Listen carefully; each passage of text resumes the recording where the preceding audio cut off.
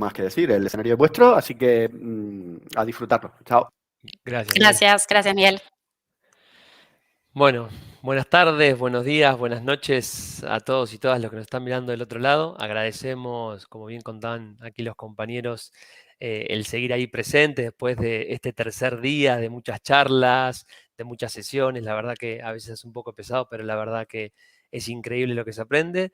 Y bueno, estamos hoy cerrando con este virtual event, digamos, este evento virtual, un tour que comenzó en Alicante allá a principio del año pasado, donde tuve la suerte de ir, que luego se fue para Barcelona, siguió en Bilbao, estuvimos en Madrid hace no tanto y hoy terminamos alrededor del mundo, digamos, porque hoy se ve, o la idea es que se vea de todos lados, así que les agradecemos el estar ahí.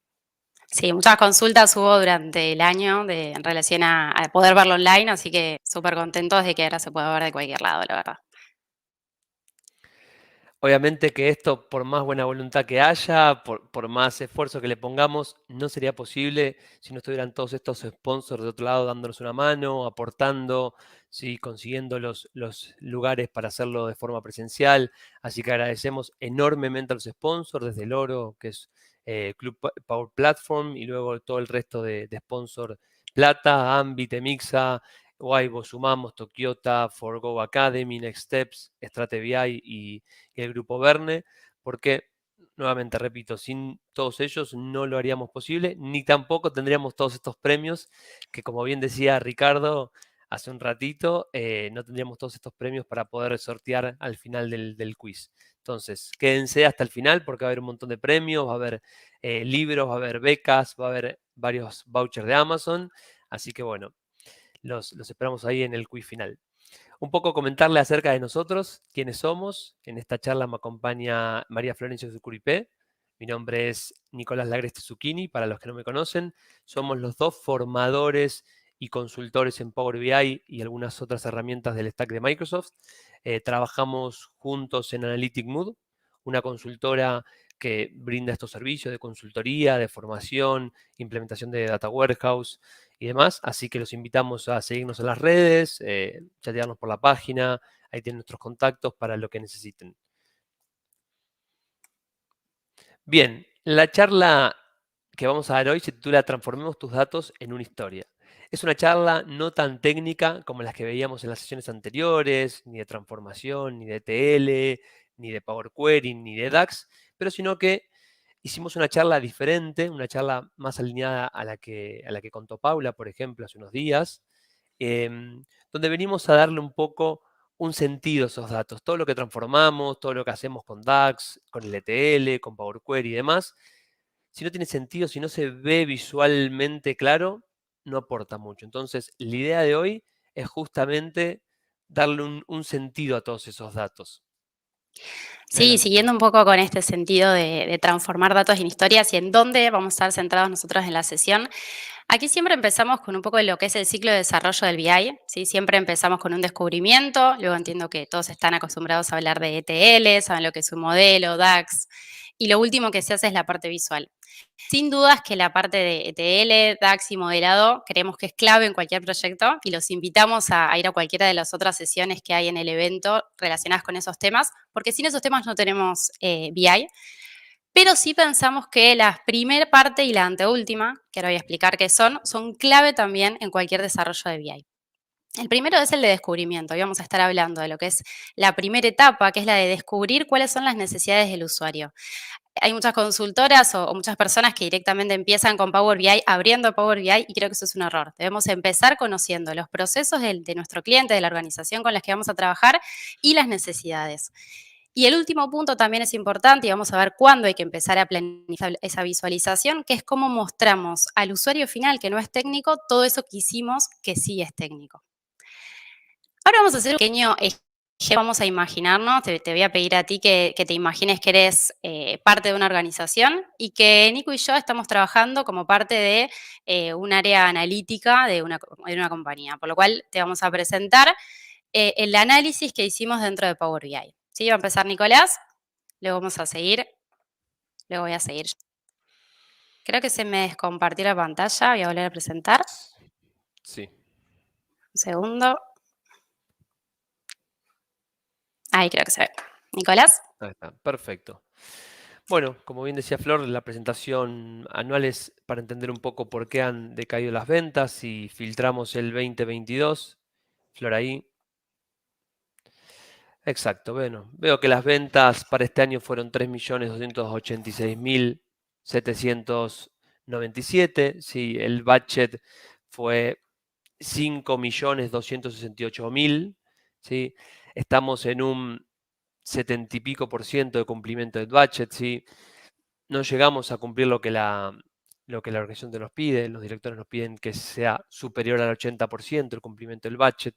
¿Sí? Y si lo analizamos por vendedor, por ejemplo, por manager, vemos que Ana María estuvo muy cerca con un 71,9% de cumplimiento de este budget.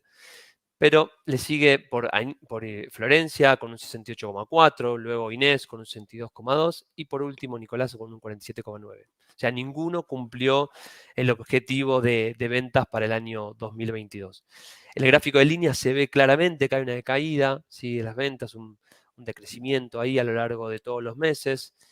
Esto es justamente en el cumplimiento del budget, pero si lo analizamos en este gráfico de barras que tengo aquí abajo, veo también que han decaído las ventas. Si me sitúo, por ejemplo, si pinchamos un mes, Flor, ahí, podríamos empezar a hacer un análisis por producto, ¿sí? O por categoría y ver los márgenes, ver si alguno tuvo menos márgenes o si algún producto específico no lo hemos vendido.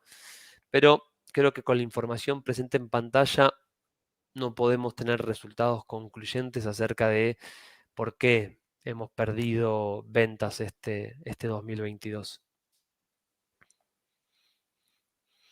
Gracias, Nicolás. Ahora vamos a ver otra manera de presentar. Yo estoy trabajando sobre el mismo modelo con el que trabajó Nicolás, mismo modelo, mismo DAX, mismo query, pero lo voy a presentar de otra manera. ¿Sí? Primero, gracias a todos. Ya todos están al tanto, ¿sí? Todo el directorio está al tanto de que las ventas han decrecido muchísimo. Ya vemos en el 2021 había decrecido un 17% de las ventas, en el 2022 un 34%. Es la situación actual, es lo que tenemos, y mi propuesta en concreto es implementar una herramienta de análisis de datos que nos permita entender diariamente el negocio, ¿sí? No hacer este análisis anual, sino que diariamente se puedan ir llevando y analizando los datos. Para esto desarrollamos dos pantallas, ¿sí? Mi objetivo de esta charla va a ser mostrarles cómo utilizar el reporte y cómo esto les va a permitir tomar mejores decisiones. Aquí ven el porcentaje de crecimiento respecto al año anterior. Por aquí podemos ver cuánto decrecieron en este caso las ventas por comercial. Aquí vemos cómo fue el crecimiento anual. Vemos que empezó el año bastante, pero luego las ventas decrecieron en relación al año anterior, por lo cual acá ya vemos un gap bastante grande. Luego aquí podemos hacer un análisis por país y por último por categoría y por producto. Los invito, no voy a hacer un análisis detallado, sino que los invito a que analicen, ¿sí? Por ejemplo, aquí podemos ver las ventas por país. Esto está ordenado por las ventas del año pasado. Y vemos, por ejemplo, que Estados Unidos ha decrecido sus ventas, vemos aquí, en un 44%, por lo cual acá ya tenemos una caída grande. Algo pasó en Estados Unidos. Si pinchamos aquí, podemos también analizar en qué momentos. Vemos que septiembre, octubre no tuvimos venta este año, por lo cual se puede llegar a analizar por qué pasó. Acá vemos que en mi caso, yo como vendedora he tenido un decrecimiento en ese país en la venta. Y también, pinchando Estados Unidos, podemos ver que en el caso de la ropa, ¿sí? De clothes, no tuvimos una decrecimiento tan grande, ¿ok? Por lo cual, a ver, el objetivo es, y a lo que los invito, el objetivo de esto es que nos juntemos una vez por semana, analicemos estos datos de cara al 2023 para que no vuelva a suceder que nos enteremos ahora, ¿sí? En principio, en enero de 2023, lo que pasó el año pasado. A nivel de budget podemos ver lo mismo, que las ventas decrecieron muchísimo, por lo cual es muy difícil analizarlo porque ningún vendedor ha cumplido el budget. Pero a partir de aquí, nuevamente, podemos seguir mejorando este análisis, conectando nuevos orígenes de datos para poder mejorar nuevamente de cara al 2023. Se ve que me faltó la dimensión de país, por eso no quedó tan claro mi informe. Entonces, bueno, invitamos ahora, los que estén oyéndonos del otro lado, a escanear el QR muy rápidamente y ver cuál de los dos informes les resultó más fácil de entender, ¿sí? Más fácil de comprender, con cuál creen que podrían tomar mejores decisiones. Así que si escanean muy rápidamente ese QR, vamos a probarlo también ahora en vivo nosotros. Pueden seleccionar opción A, opción B, ¿sí? Sí, el objetivo aquí es ver en realidad cuál reporte piensan que puede servir para tomar decisiones. Recordemos que no es una cuestión de lindo o feo, sino una cuestión de para qué estamos haciendo eso. Es lo que tenemos que tener siempre en cuenta a la hora de hacer este tipo de análisis. Vamos a ver, Nico, cómo vienen las respuestas, así no nos va mucho tiempo.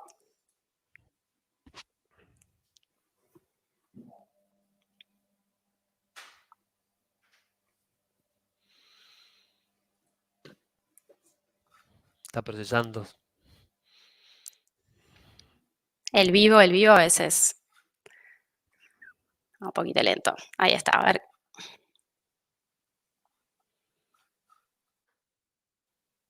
Bueno, se ve que no están cargando todavía, pero bueno.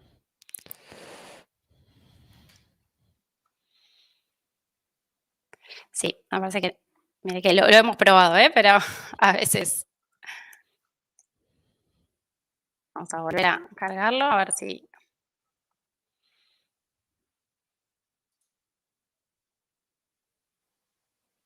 Vale, vamos a seguir porque no nos está funcionando el. Si no, lo puedo compartir en mi pantalla un segundo, pero... Dale, si vos lo ves, Nico, compartí un segundito. Pero bueno, no. A ver, compartir pantalla. Muy rápido.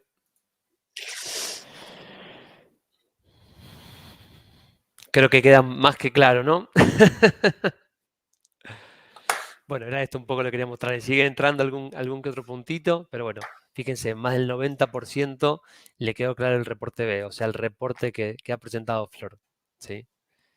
Y eso está más que claro, ¿no? Sí, Uno igual Nico, simplemente tuve para algún... sorpresa, en relación a los vivos que hicimos, tuviste varios, un 9%, les gustó más tu informe, así que estoy sorprendida, Bueno, pero queda claro, ¿no? Que el decir los números así aislados, el hacer scroll, el no tener claro los visuales confunde mucho más. En cambio, Flor presentando con una situación, un objetivo, alineando un poco más el reporte, hace que quede mucho más claro. Era un poco la idea de este pequeño primer quiz.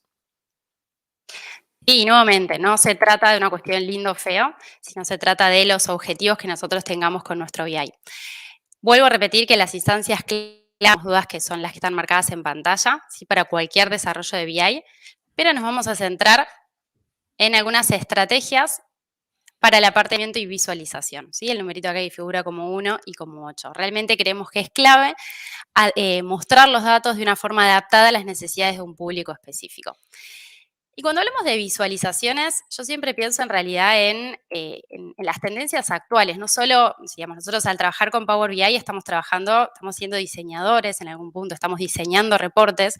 Y pensemos que hoy en día, digo, la mayoría de nosotros, o al menos hablo por mí, nos informamos mucho por redes sociales. Fíjense que todo tiende a que cada vez todo vaya más por imágenes, por tweets, todo sea más corto.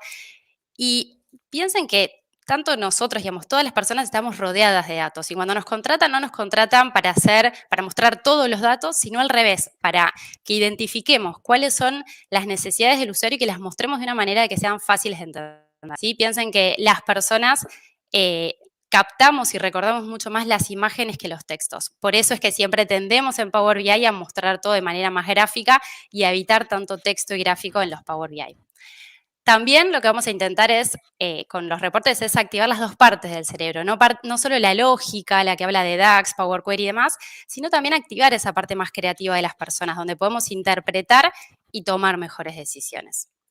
Lo que es el data storytelling, que es de lo que vamos a estar hablando en esta sesión, significa presentar datos de forma adaptada a necesidades de un público específico. Fíjense que acá no hay una forma correcta de hacerlo, sino que siempre va a depender de los objetivos y de las necesidades de esa persona que nos está escuchando. Otra definición es que es la capacidad para convertir datos en conocimiento que inspira al público a tomar decisión o ejecutar una acción. Recuérdenlo eso siempre, Power BI o cualquier herramienta de BI, nuestro objetivo final es que alguien tome una decisión o ejecute una acción. ¿Sí? Perfecto. Para ello hay 3 claves fundamentales, ¿sí? A la hora de aplicar lo que es storytelling en nuestras presentaciones o en nuestros reportes. Por un lado, la primera es el descubrimiento. Entender quién es nuestra audiencia, quién es nuestro público objetivo. En el diseño, que es el segundo pilar o la segunda clave, es encontrar los datos o la información adecuada y luego utilizar las visualizaciones específicas para esos datos. El tercer pilar es la narración. Vamos a, con todos estos datos, con la información adecuada y entendiendo la audiencia, contar una historia, ¿sí? Vamos a ir uno a uno en detalle estos tres pilares para entenderlos más a fondo. Comenzando con el descubrimiento, les planteamos una pregunta, ¿sí? Principalmente, digo. ¿Qué preguntas ustedes les hacen a los usuarios para relevar sus necesidades, para entender cuáles son sus necesidades? Si quieren, les proponemos ahí mismo en el chat de YouTube contestar uno, dos o tres, o las tres, o ninguna, o las que ustedes consideren. Le damos 10 Sí. segunditos, pero estas son las tres preguntas que ustedes, o que les proponemos que les hagan a sus usuarios, ¿no? ¿Qué quieres ver? ¿Cómo quieres verlo? ¿Qué quieres medir? O sea, ¿cuál de ellas ustedes utilizan hoy en día a la hora de hacer un reporte, ¿no? Con un público objetivo. Por aquí veo que están poniendo las 3, la 2 y la 3. Ahí Edwin comentó 1, 2 y 3. Veo muchos 3. Veo muchos 2 también. Algún que otro 1. ¿Qué quieres ver? Ahí veo más unos, ¿sí? Por ahí Nelson puso ninguna. Y fíjense cuál es la respuesta que nosotros proponemos. Ninguna de estas tres preguntas hay que hacer al usuario final. ¿Y por qué es esto? ¿Sí? Porque si nosotros le decimos qué quieres ver, ¿sí? O qué quieres medir, seguramente el usuario te diga quiero ver todo, ¿sí? Abrí la base de datos y tráeme todas las tablas, todos los KPIs que haya. Y esa no es la idea. ¿Por qué? Porque no estamos partiendo de una necesidad puntual. A su vez, si añadimos cómo quieres verlo, lo único que generaríamos es llenar la pantalla de KPIs y de colores y sería un KPI overload, habría un montón de indicadores que no se entendiesen. Entonces, la idea acá es no preguntar, sino hacer estas preguntas al usuario final, sino que lo que tenemos que hacer es justamente entender esto, que tú no eres el usuario final. Nosotros como desarrolladores no vamos a ser el usuario final, sino que vamos a ser los simples ejecutores de ese reporte. Entonces, lo que hay que hacer es primero entender quién es tu audiencia, qué es lo que necesitan, ¿sí? ¿Cuáles son las necesidades de ese negocio, de esa industria, de ese departamento? Para ello, ¿cómo conocemos esas necesidades, ¿no? O cómo conocemos a la audiencia? Hay varias técnicas. Aquí les dejamos algunas de ellas.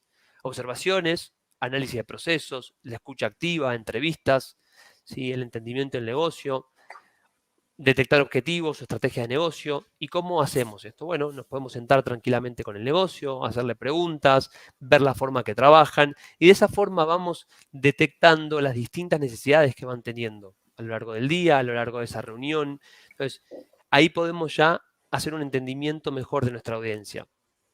Lo importante, o lo que tiene que quedar claro de este slide es intentar entender qué necesitan y no qué quieren, ¿sí? Porque nuevamente, si les preguntamos qué van a querer, te van a decir todo, ¿sí? Todas las tablas de mi base de datos. Y ese muchas veces no es la necesidad final o la necesidad latente que existe en ese negocio. Entonces, súper importante esto. Una vez que tengamos esta exploración, ¿sí? Hagamos hecho todo este análisis, estas observaciones, estas entrevistas, estas reuniones con el usuario final, planifiquemos los reportes, ¿sí? Planificamos el reporte, cómo va a ser esos reportes y nuevamente arrancamos ese rosco, ese ciclo que Flor comentaba al principio, ¿sí? De esa forma va a ser mucho más ágil, más eficiente a la hora de construir un reporte en Power BI, ¿sí? En Power BI como en otra herramienta que queramos utilizar. Segundo pilar. Segundo pilar viene a ser el diseño, ¿sí? Nosotros dijimos que nos íbamos a centrar en la parte de descubrimiento y en el último, que es el de diseño. Pero en realidad no es tan último, porque la parte de diseño hay que pensarla desde un principio, ¿sí? Cuando estamos ya en la parte de descubrimiento y descubrimos qué es lo que queremos hacer, independientemente de que todavía no hayamos ido a los datos y no sepamos qué hay y qué no hay, siempre yo recomiendo tratar de dibujar más o menos los KPI, las imágenes, páginas de lo que vamos a hacer. ¿Por qué es esto? Porque si ya sabemos qué datos van a ser relevantes, cuando nos conectemos a los orígenes no vamos a traer todo por las dudas, sino que vamos a traer solo lo que realmente necesitamos. Luego recuerden que siempre podemos volver a Power Query, podemos volver a traer datos, pero siempre tengan en cuenta la planificación de los reportes cuando hagamos esta ETL, para solo cargar al modelo lo necesario. Y en lo que es diseño nos vamos a centrar en dos partes de diseño. Primero, lo que es la selección de las gráficas correctas. Si yo quiero analizar las ventas por real, ¿dónde las muestro? ¿En una gráfica de líneas, en una de torta, en una tabla? Y la segunda vienen a ser estrategias de visualización de datos, en el cual nos referimos a cómo planificar la pantalla, ¿sí? Un reporte está compuesta por páginas y a su vez una página está compuesta por distintos elementos visuales. Entonces, ¿cómo los ponemos? ¿Dónde ponemos cada uno? ¿Cómo los dividimos? Algo ya estuvo hablando Paula en el día de ayer, de antes de ayer en la sesión, de cómo es ese mapa, cómo es ese roadmap de los usuarios en lo que son los reportes. Hoy vamos a ver algo, pero desde otra perspectiva. Bien, vamos a hacer un pequeño ejercicio acá también, muy rápido. Si avanzás, Flor, un par de slides. Vamos a ver aquí 4 gráficas, ¿sí? Vamos a agruparlas de 2 en 2. Entonces, pasamos a la siguiente y vemos aquí, por ejemplo, les proponemos analizar el segmento E de ambas gráficas, ¿sí? Tenemos, por un lado, un gráfico embudo y por otro lado un gráfico de torta o un pie chart. Les proponemos analizar el segmento E. ¿Sí? Si comenzamos por la derecha, este segmento E, ¿cuánto podría representar? Bueno, queda claro, me voy adelantando un poco, queda claro que es un poquito más que la mitad, ¿no? El segmento E. Entonces, estaría rondando, por si alguno lo puso ahí por el chat, estaría rondando el 50%, ¿no? 52, 53%, porque es un poco más que la mitad. Ahora bien, el segmento D, en ese mismo gráfico, representa casi un 25%, ¿no? Porque es casi un cuarto. Lo mismo que el segmento A. El segmento A es una porción muy pequeñita, estaría rondando un 5%. Ahora bien, si nos vamos al gráfico de la izquierda, ¿sí? El segmento E, ahí ¿cuánto podría representar, por ejemplo? En muchas de las encuestas que hemos hecho nos han puesto un 70, un 80, un 90%, hasta un 100%. Y eso sería imposible porque un segmento solo no podría dar el 100% teniendo otros segmentos, ¿sí? Entonces, si vamos a las respuestas, en la slide siguiente, los dos segmentos, tanto el gráfico de la izquierda como la derecha, el segmento E, es un 53%. Pero fíjense lo claro que quedaba en el gráfico de torta comparado con este funnel de poder entender ese porcentual, ¿sí? Vamos a ver otros 2 ejemplos más, así seguimos avanzando. Ahora comenzamos por el gráfico de la izquierda, por el Trimap. Vamos a analizar el segmento A. El segmento A, ¿cuánto creen que representa ahí? Fíjense que en este caso es un poco más que la mitad. Entonces, si estamos diciendo que es un poco más que la mitad, ¿sí? El segmento A sería mayor al 50% y es un poquito más que la mitad, entonces casi un 60%. ¿Sí? Perfecto. Si analizamos el segmento A en el gráfico waterfall, este gráfico de cascada, ahí sí que se nos dificulta más ver si representa un 50, un 60 o un 70%.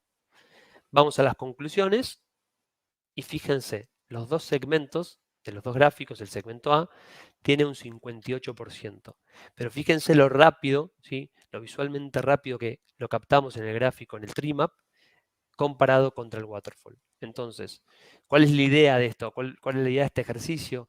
Es de tratar de aislar todo el ruido, de aislar las gráficas más creativas, porque muchas veces con gráficas sencillas como un Trimap o como en un pie chart, podemos evitar, digamos, el usuario que tenga que andar haciendo un procesamiento mental muy complejo para poder determinar los porcentajes, ¿sí? De la mano de esto, hay unos esquemas, ya están armados, este es uno, hay varios más dando vuelta por internet, donde te determinan justamente qué gráficas usar. Si queremos usar gráficas de flujo, por ejemplo, que eran los casos que veíamos antes, podemos utilizar lo que son gráficos de waterfall, ahí está, efectivamente, como está, el gráfico de funnel y muchos gráficos más. Ahora bien, si queremos ver las partes de un todo, como era lo que queríamos analizar nosotros, los segmentos de dos gráficos, las ventas, los taxis, nos propone usar un Trimap, un pie chart, un bar chart, ¿sí? Este tipo de gráficos. Entonces, es súper importante partir de esto, porque ya tenemos esquemas donde nos dicen, miren todos los que hay, si es un abanico muy grande, donde nos dicen cuál es el mejor visual para representar esos datos. Entonces, no intentemos ser creativos cuando muchas veces con un gráfico sencillo, un gráfico estándar, podemos comunicar muchísimo mejor. Sí, siguiendo un poco con esta idea de cuándo utilizar cada visual, no depende tanto de cuál nos gusta más, sino de qué queremos mostrar. Por ejemplo, voy a ir muy rápido con algunos ejemplos más. Imagínense que queremos comparar el Las porcentaje de ventas. cumplimiento de budget, en este caso, de los distintos comerciales, y la pregunta es si utilizaríamos una gráfica de barra o una circular. Sí, fíjense que en este caso es muy difícil comparar con un pie chart. ¿Sí? Siempre que queramos hacer comparaciones, nuestra si siempre usar gráficas de barras son las gráficas que nosotros más utilizamos. ¿Sí? La respuesta correcta es esta, porque en la circular es muy difícil hacer comparaciones. Y los pie charts, solo una aclaración, son gráficas que nosotros no recomendamos. Realmente a los usuarios muchas veces les gustan porque son gráficas lindas, pero insistimos en que Power BI no intentamos hacer cosas lindas, sino cosas útiles. El pie chart lo podemos aceptar cuando hay muy poquitos segmentos y queremos ver sobre un total los porcentajes que representa sobre un todo. Pero de todos modos, nosotros siempre optamos por gráficas de barra porque son más claras, nos permiten comparar, nos permiten ver también porcentajes sobre un todo, por lo cual son las que nosotros generalmente utilizamos.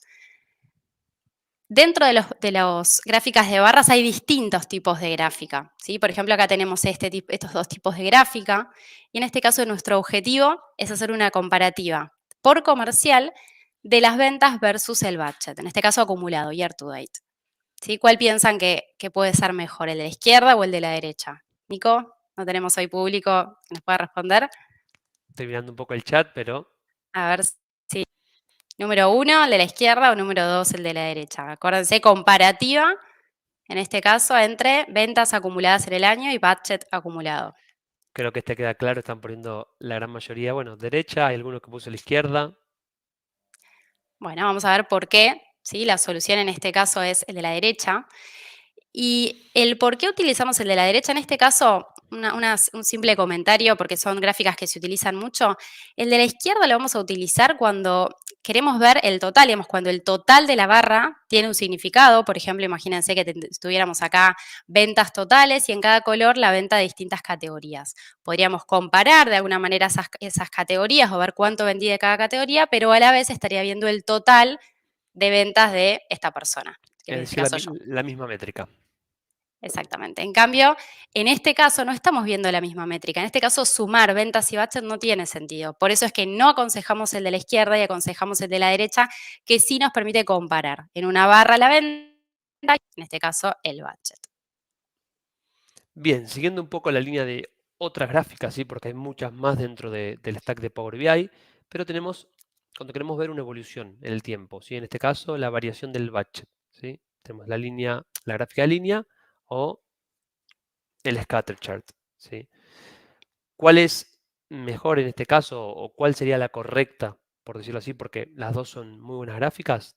En ese caso sería la gráfica de línea, porque vemos una evolución a lo largo del tiempo, que es la idea, ¿no? Ver principio del año hasta el final del año cómo fue mi evolución durante todo ese año. Ahora bien, cuando nosotros queremos hacer una comparativa entre distintas variables, ¿sí? Ahí sí que usamos el scatter chart. Nos permite comparar 2 o 3 variables. Power BI también recuerden que el tamaño de la burbuja es una variable nueva, así que en ese caso sí utilizaríamos un scatter chart. Y único, cuando trabajen con periodos, siempre recomendamos usar las gráficas de línea. Sí, gráficas de línea o de barras, pero siempre horizontal y no la vertical que utilizó Nico en el ejemplo que mostró al principio. Súper importante por el tema también del scroll, ¿sí? Que no evitemos hacer scrolls. Tabla o matriz. Acá pueden ser ambas, ¿sí? Nos adelantamos. ¿Por qué? Porque muchas veces a la hora de mostrar diferentes unidades de medidas es muy claro poner una tabla o una matriz. Lo que sí, digamos, intentemos poner muchísimas tablas. ¿Por qué? Porque hacemos que la audiencia se ponga a leer esos datos y nos deje de prestar atención. Si se empiezan a integrar los datos, se empieza a bucear en la tabla y ya pierde la atención o pierde de lo que estamos diciendo básicamente. Si queremos usar tablas, dos recomendaciones. Intentar que sean lo más minimalista posibles, sin tantos bordes, sin tanta negrita. Cuanto más simples son, más fácil van a ser de leer. Y a esto de las tablas o matrices le proponemos una mejora, utilizar heatmap. ¿A qué me refiero con esto? Es añadir una saturación de color para destacar los valores, como es el caso que está aquí con este azul oscuro. Entonces, el procesamiento mental va a ir directo a esos colores oscuros o esos colores que tengan una saturación mayor. A la hora de usar textos o KPIs, nuevamente, podemos utilizar los dos. Los dos son correctos, ¿sí? Muchas veces queda más claro poner el valor como el que está arriba, el revenue directamente con el KPI, en lugar de usar un tacómetro, si no tenemos un objetivo, porque limpia y deja mucho más claro el dato en lugar de cargarlo con una visualización cuando no aporta nada a esa visualización. Y a la hora de poner, por ejemplo, un texto con un porcentaje, ¿sí? O una gráfica, podríamos poner como está a la derecha, ¿sí? Ese 20% grande con un texto aclarativo para que nos haga referencia de qué estamos hablando. Así que las dos son válidas en este caso. Bien, y ya nos metemos en lo que son la segunda parte del diseño. Recuerden, la primera era la elección de los gráficos y la segunda, ¿sí? Es ver la estrategia, digamos, de cómo componer todos esos gráficos en una misma pantalla, ¿sí? Vamos a empezar con la jerarquía. Esto es poner la información más relevante en los espacios claves. En Occidente se lee de arriba, digamos, arriba a la izquierda hacia abajo a la derecha. Entonces, la información más relevante o los KPIs más relevantes, intentemos ponerlos arriba a la izquierda. Luego, la información menos relevante va abajo a la derecha, ¿sí? Si empezamos a poner las métricas claves abajo a la derecha, arriba, en un lado, hacemos que el usuario se pierda. Entonces, la jerarquía es súper importante. Pongamos la información en los niveles específicos. Entendiendo lo que son los niveles, pasamos a dos patrones, ¿sí? Hay patrones de conducta de cómo un usuario accede a una página web, accede a un reporte y ya lee la información. Tenemos a mi izquierda, digamos, lo que es el patrón Z, que se utiliza mayormente donde el usuario va de arriba hacia abajo, haciendo como si fuese una Z. Se usa mayormente cuando queremos hacer un call to action, por ejemplo, registrarse, ejecutar una acción o, o ciertas ejecución de acciones. Se usa ese patrón Z. Y si no, tenemos el patrón F, ¿sí? Que se lee, digamos, ahí ven ese mapa de color de cómo el usuario lee la página, por ejemplo, en Google o en un buscador. Entonces, entendiendo la conducta de los usuarios, ¿qué es lo que tenemos que hacer nosotros? Es poner la información principal en los puntos donde va a tener mayor atención, ¿sí? Entonces, fíjense, en este caso, si no tenemos un call to action, tendemos por el patrón F y ponemos los KPIs arriba a la izquierda, porque va a ser lo que primero el usuario lea al acceder al reporte. Sí, también como comentario al patrón Z y F, siempre poner los filtros en la parte de arriba o a la izquierda, ya que tiene que ser lo primero que vea el usuario en cuanto entra a los reportes. Los dos siguientes estrategias se refieren a la simplicidad y la consistencia. Sí, creo que son dos estrategias muy importantes. Nosotros siempre intentamos ser simples, como yo decía al principio. Recuerden que los usuarios ya tienen muchos datos y nuestro objetivo es mostrarles información y simplificar ese camino de entendimiento de los datos que tienen. Por lo cual, ¿cómo conseguir la simplicidad? Paula ayer habló algo de cómo es ese flujo, cómo podemos utilizar botones, tooltips para dividir la información entre páginas y pensar cómo va a ser ese camino del usuario en el reporte que nosotros le creemos. La consistencia, vamos a estar hablando en otras estrategias, se refiere a ser consistentes en las distintas páginas, tipos de letra, tipos de números, colores, ser consistente para que el usuario y siempre tenga el mismo tipo de elementos visuales en los reportes. Lo mismo que la proximidad y la alineación, ¿sí? Es importante agrupar visualmente el contenido relacionado y alinearlo entre sí, para que no esté desalineado, desbalanceado, porque si no parece como que el tablero esté incompleto. Esto también se relaciona con dejar espacios en blancos. Con la simplicidad significa que vamos a dejarle un espacio a cada elemento. Y para entender el espacio en blanco y esto de dividir la información en distintas páginas, pensemos en nuestro reporte como un lugar de arte. Cuando nosotros entramos a una galería, no tenemos todas las obras acumuladas en una pared, sino que tenemos una pared divididas tal vez por autor, donde cada obra tiene su propio espacio para que tengamos el tiempo de entender y comprender cada obra. Esto es igual. Cada página tiene que tener un objetivo y ciertas visuales claras, no poner todo acumulado, ¿sí? Bien, y por último tenemos la parte de color, fuente, tipo de letra. Aquí estos últimos lineamientos es súper importante, digamos, que mantengamos un mismo color, ¿sí? Para los mismos elementos visuales, o hablo de ventas, utilizo el mismo color siempre. El tema de la fuente, utilizar el mismo tipo de letra, ¿sí? El mismo tamaño, no puedo poner una fuente más grande, una fuente en cursiva, otra con otro dato. ¿Sí? Siempre mantengamos la misma consistencia como veníamos hablando antes. Y lo mismo que el formato de los números. Si vamos a poner los miles, ¿sí? Siempre con la M de 1000 o, por ejemplo, la K, si estamos hablando en inglés, mantengámoslo a lo largo de todo el reporte. Lo mismo que los decimales. Si vamos a utilizar 2 decimales, arrastrémoslos a lo largo de todo el report, ¿sí? Muchas veces números largos son muy difíciles de entender. Entonces, tratemos de poner, por ejemplo, 1,7 millones en lugar de poner los millones enteros. Y así vamos a hacer que el procesamiento mental del usuario a la hora de acceder a ese reporte sea mucho menor, ¿sí? Y la comprensión sea mucho mayor.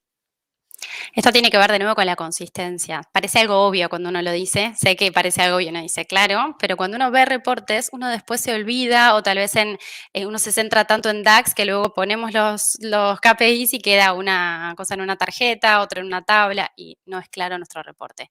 A nivel de etiquetas, nuevamente, consistencia. Cada cosa tiene que tener un nombre. Títulos en todo, que los títulos no dejar el automático de Power BI, sino que escribirlo, pensar lo que va a decir, lo que va a leer el usuario, los KPIs, los nombres, evitar etiquetas giradas, ¿sí?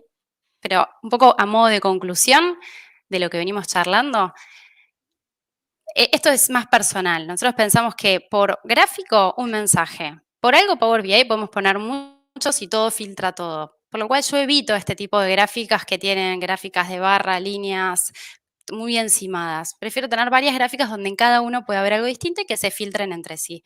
Lo mismo, elegir gráficos que se adapten a eso que queremos mostrar. Yo trato de evitar eso de ir a las visuales, digamos, específicas de Power BI que podemos buscar.